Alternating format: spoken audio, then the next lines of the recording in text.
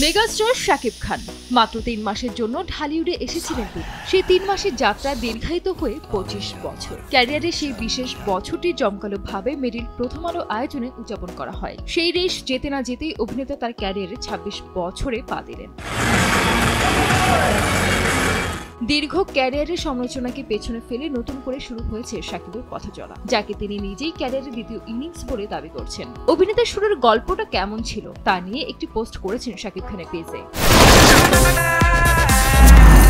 সেই পোস্টে লিখেছেন, বাংলাদেশের চলচ্চিত্রে 1999 সালের 28 মে অনন্ত ভালোবাসার মাধ্যমে উত্থান হয়েছিল এক নতুন তারকার, যিনি নিজের প্রতিভা, অধ্যাবসায়, পরিশ্রম, দক্ষতায় মাত্র 6 বছরের মাথায় ক্যারিয়ারে রাজত্ব করতে শুরু করেছিলেন। বর্তমানে বাংলা চলচ্চিত্রে তার শীর্ষ অবস্থান পৃথিবীর সকল বাংলা ভাষাভাষীর কাছে দৃশ্যমান। দেখতে দেখতে খ্যাতির আকাশের এই উজ্জ্বল নক্ষত্র তার রাজকীয় পথ চলা 26 বছর।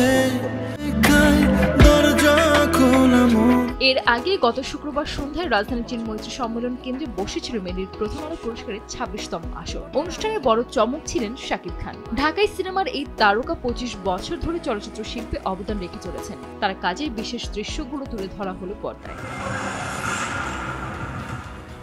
শুধু তাই নয়, চলচ্চিত্রে 25 বছর পূর্তি উপলক্ষে শাকিব খানের হাতে বর্ণাঢ্য কর্মজীবনের রজত জয়ন্তীর বিশেষ সম্মাননা দেওয়া হয়। এরপর সংক্ষিপ্ত প্রতিক্রিয়ায় শাকিব খান কথা বলেন নিজের দীর্ঘ ক্যারিয়ার, উত্থান পতন সহ নানা প্রসঙ্গে। তাদের মুখের দিকে তাকিয়ে তাকিয়ে নীরবেই উত্তরটা দিয়েছি, দিন শেষ হয়নি, দিন তো মাত্র শুরু। সেদিন চলচ্চিত্রের শুরুর গল্প বলতে গিয়ে শাকিব খান জানান, ইন্টার ফার্স্ট ইয়ারে পড়ি, মাত্র ভর্তি হয়েছি।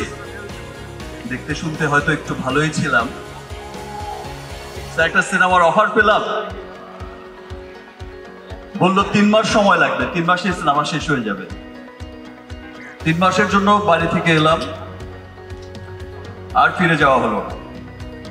25 বছর পার হয়ে নিজের কঠিন সময়ের কথা বলতে গিয়ে শাকিব খান সেই সন্ধ্যায় আরো বলেন, এই চলচ্চিত্র সত্যি অনেক রং দেখিয়েছে।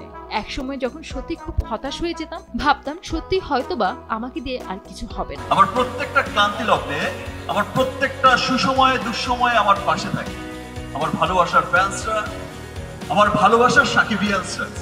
এবং সেই স্বপ্ন আপনারা দেখছেন যে এখন সার্থক হয়েছে। সে এখন সবাই দেশ বিদেশে কিন্তু গর্ব করে বলে যে এটা আমাদের চলচ্চিত্র, এটা হচ্ছে আমাদের শাকিব খান।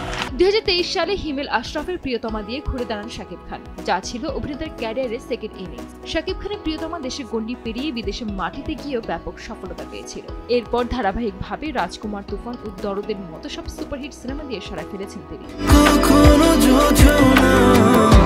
গত রোজার ঈদে মুক্তি পায় শাকিব খান অভিনীত ও মেহেদী হাসান হৃদয় পরিচালিত সিনেমা বরবাদ। এই সিনেমাও প্রেক্ষাগৃহে বাজিমাত করে। এবার অপেক্ষা অভিনেতার আসমা সিনেমা তাণ্ডবের। সিনেমাটি কতটা বদলে দেবে শাকিব খানকে, সেটাই এখন দেখার পালা। রায়হান রাফি পরিচালিত এই সিনেমাটি ঈদুল আজহায় প্রেক্ষাগৃহে মুক্তি পাবে। সানজিদ আক্তার, দেশ টিভি।